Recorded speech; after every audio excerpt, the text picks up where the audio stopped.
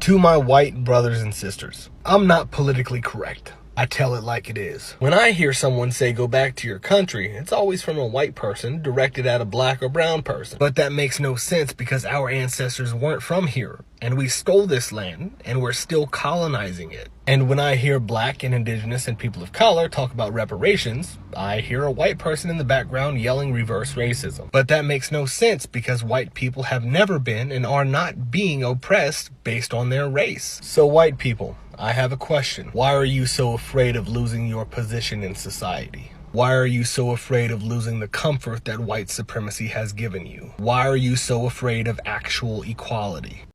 I never thought one day I would be forced to do this, but let's do it.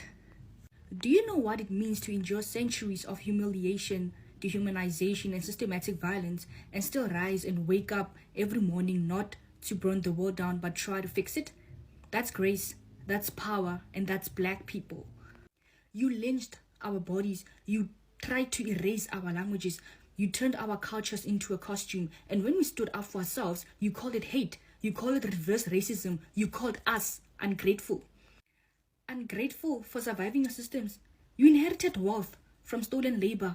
You live on land drenched in the blood of our ancestors. Your schools, your hospitals, your companies are all built on the backs of people who never had the right to say no. And still, we are expected to smile, to forgive, and to move on. But let me tell you the inconvenient truth. We moved on from chains, but you still hold the whip. And still, we didn't riot. We didn't retaliate. We marched, we protested, and we voted.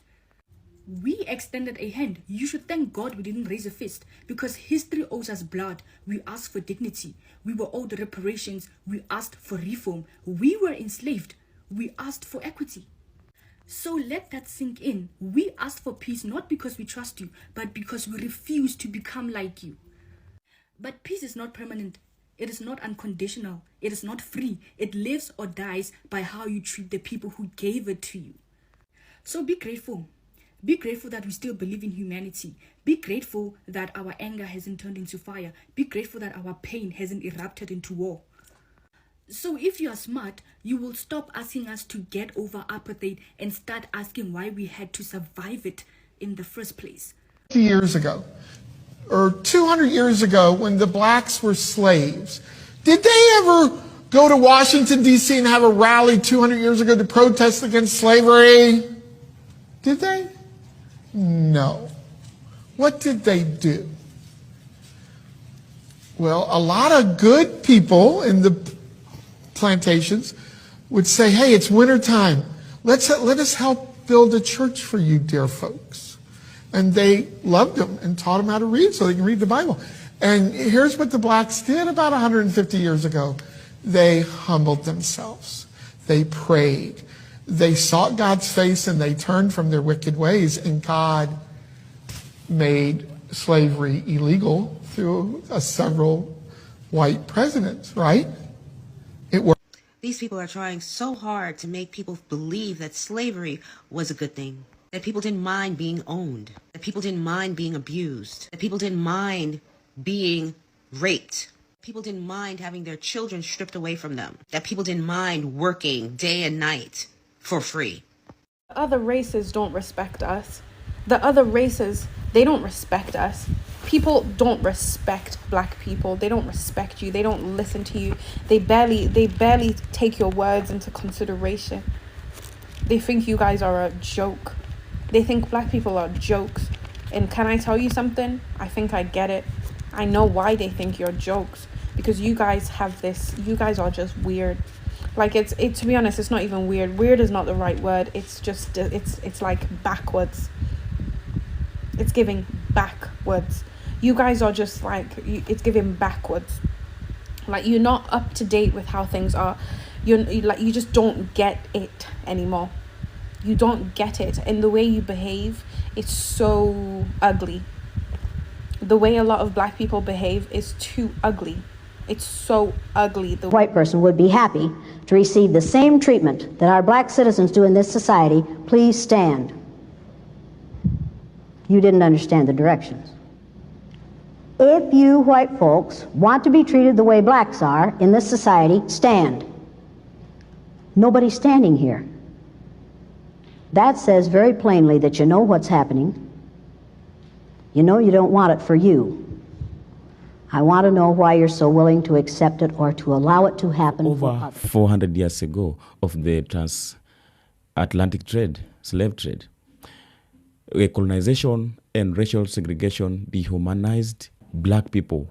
Whites built a global system of wealth and power on black labor, while teaching the world that black life had lesser value, which caused all that we are watching today as a damage, as a traumas to several people, because that is how the world was told about the black people. And that false hierarchy shaped the world's consciousness.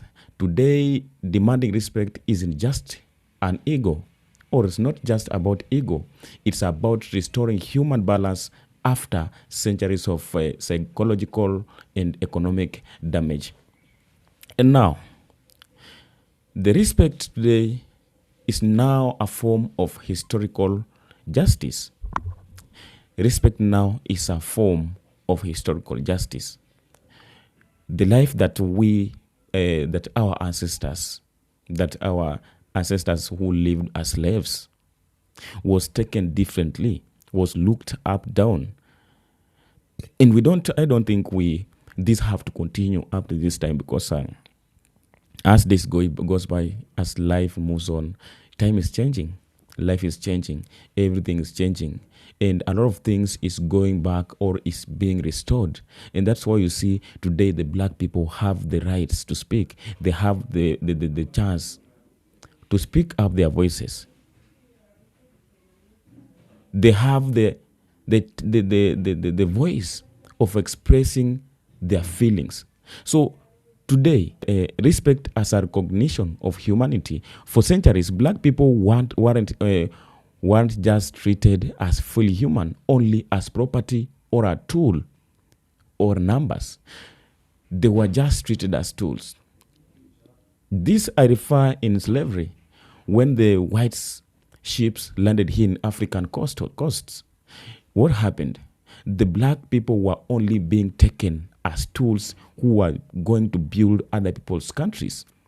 So all that they were doing in their own countries, all that they lived planning, building, and making their countries and their places and their lives to be, it was terminated that time the colonizers reached the African land and decided that they want to build their countries and they want to use black people as tools, as slaves. That's when the slavery started. And since that time, the black people never looked as a human in the eyes of the white people. And they expect this life to continue up to date. And now, those days, the blacks were very asleep. They never had a voice. They never have the energy or the power to fight back. That's why they were being taken as tools. They were just being taken as nothing, just as numbers, but not humans. So today, because power is shifting, things are changing. We see the youths are demanding their freedom, their rights. They're demanding their richness that was stolen from their lands. They're resisting from the foreign policies. They're resisting from the from the white supremacists. They're fighting for all those African leaders who are still admitting to the former colonizers instead of working to safeguard and protect their own continents or their countries. They're not fighting to restore their own minerals and richness from their soils. So we say that time has changed, and from that, everything is changing and everything is working as how it was planned to be working. Now, to respect black people now is to finally acknowledge that their humanity, creativity, and right to dignity that was always there but systematically denied. Today, the whites are living to the history or in the back of the African history. The African history was erased, and they were made to believe and to live under the white history, which was false because the white Americans never had their own history. The great empires never built by their own richness or their own knowledge. The whites always live on the back of other people. They have built their kingdoms in the back and the sweat and the blood of other people. That's why you see, all they used illegally to build their own empires. That's why today the empires are collapsing, falling in a very fastest speed, because all that was built in those countries was built illegally under the torture, under the sweat, and from the blood of innocent black souls. I never thought one day I would be forced to do this, but let's do it. Do you know what it means to endure centuries of humiliation, dehumanization, and systematic violence, and still rise and wake up every morning not to burn the world down but try to fix it? That's grace, that's power, and that's black people. You lynched our bodies, you tried to erase our languages, you turned our cultures into a costume, and when we stood up for ourselves, you called it hate, you called it reverse racism, you called us ungrateful. Ungrateful for surviving your systems. You inherited wealth from stolen labor. You live on land drenched in the blood of our ancestors. Your schools, your hospitals, your companies are all built on the backs of people who never had the right to say no. They were mistreated, they were killed, they were slaughtered, the women were raped. They did all this just to benefit from the things that never belongs to them. And that's why you see today the history that they erased, the history that they burnt and buried is now awakening, and now it's revenging and hitting so hard. And that's why you see today Africans are just winning. The black people are just winning for the battle and the war that they are not going to fight. All that's happening today is about the history. We connect all that's happening today in recent world. We are connecting this to the history and to the prophecies from the people or the grand parents from Africa who died cursing the people who made them to face the life they never planned or expected to pass through, who died sweating and shedding the blood in the foreign lands where they find themselves, and they were taken forcefully without their concern, without their agreements. But because of the greediness of other people, they force themselves to pass in a certain life that today, even I or we, the people who are living today, when we can be taken to that life, we cannot survive. So, when whites respect blacks, today, it's not a favor, it's a correction of a lie that society has lived with too long. When whites respect blacks, today it's not a favor, it's a correction of a lie that society has lived with too long. So sometimes there are some people who feel like maybe when we demand respect from other people, from the white people, when we say that today we are no longer your slaves, we are human, we need respect, we need equality, they feel like when they do this towards the black people, they're doing a favor. They're doing a favor because the blacks don't deserve to get things like this. When today the black people arise and start to do great things, they just feel like we are not deserved to live this way. We are not deserved to have this.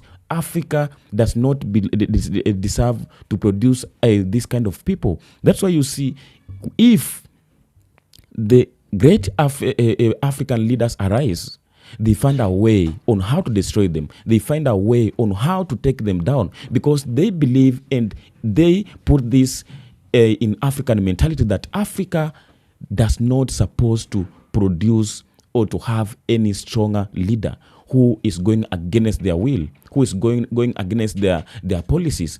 You must, if you are African leader, you must go under their rules. You must operate under their policies.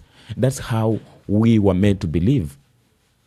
So for the white today, respecting the black people is not a favor, but it's just a correction of a lie which was built, and the society has lived with it for too long.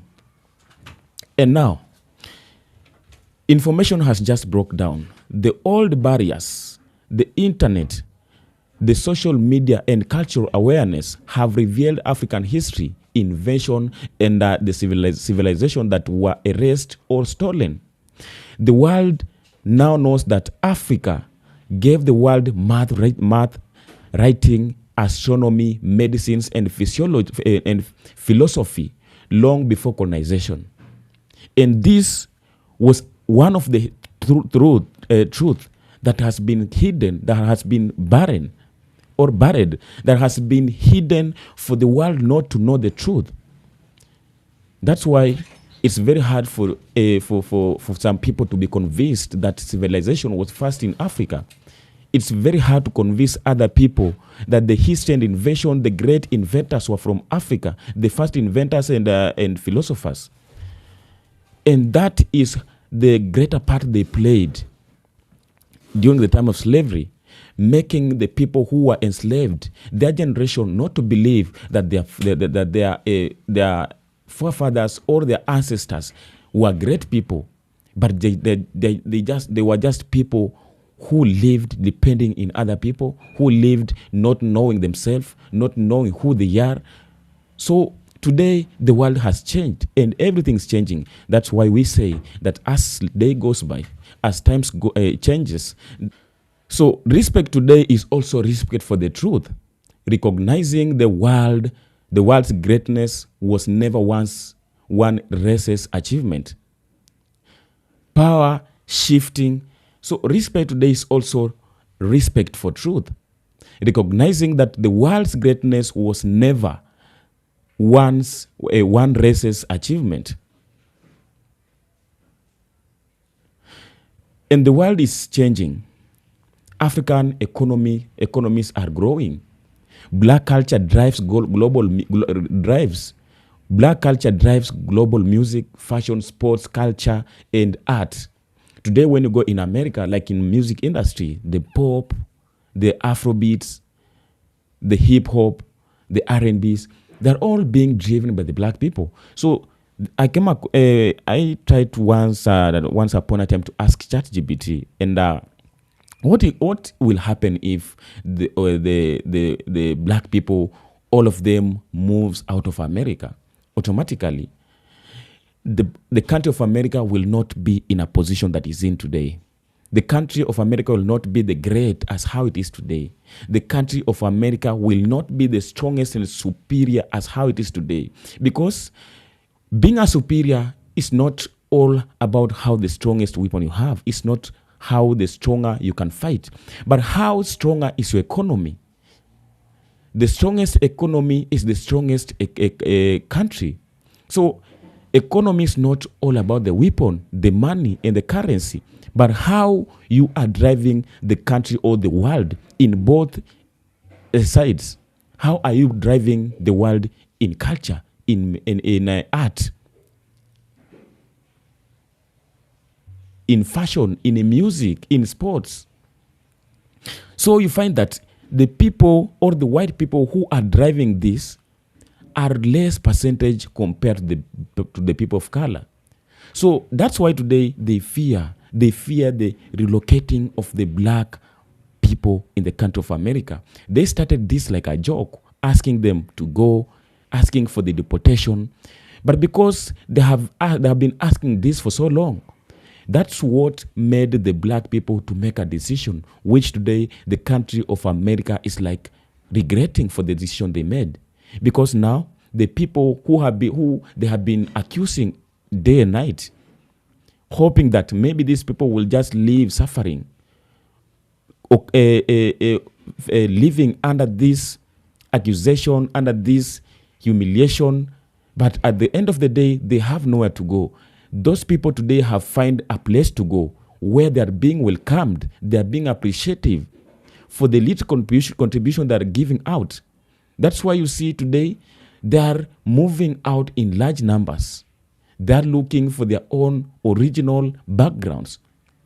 And automatically, this has already started to affect the economy of America, of economy of Europe, economy of France, because these people have built or contributed hugely in the economy, in the building, and everything in these diasporan countries.